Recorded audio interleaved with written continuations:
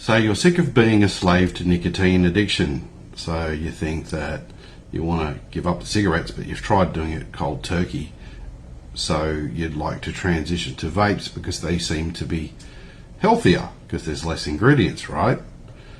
My name's Guy from quitin60minutes.com.au. I'm a stop smoking specialist, a deep theta hypnotherapist and NLP practitioner since 2001. I also used to be a smoker and a vape user and a snuff user. And I can tell you that, well, the end of the story, none of it's good. There's 7,000 ingredients, 7,000 toxic chemicals that are emitted when burning a cigarette, with 299 ingredients in the smokes. And vapes, well, they're just nicotine and propane glycol and some flavorings, right? If you do a bit of research, you'll find that there's also been nanoparticle particulates in it. So as these vapes progress, they're not there to help you be healthy or to solve your nicotine addiction.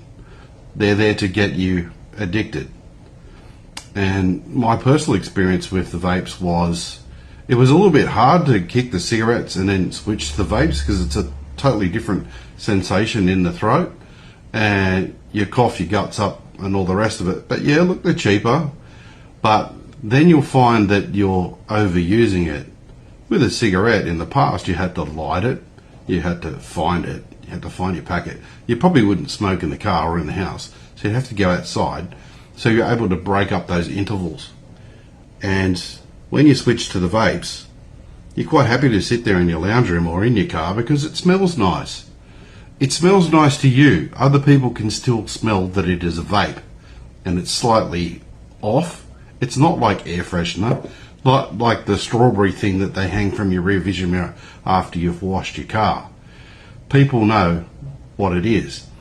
And because you'll be walking through the shopping mall with your vape and secretly having a puff and doing one of these in the movie theatre and, you know, smoking it in the car or in the office or running off to the toilet area for a quick vape, you'll find that you'll take it to bed with you.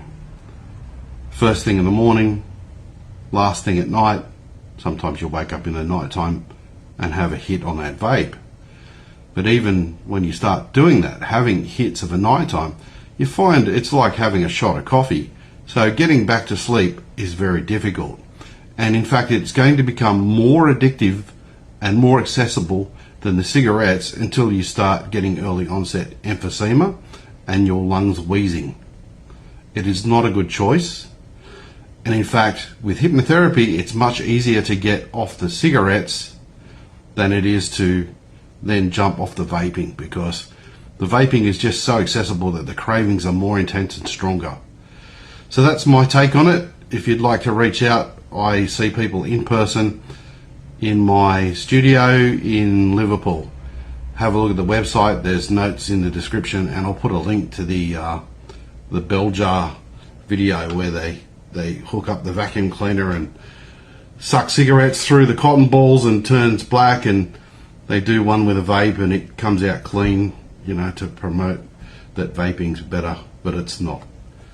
See you on the other side.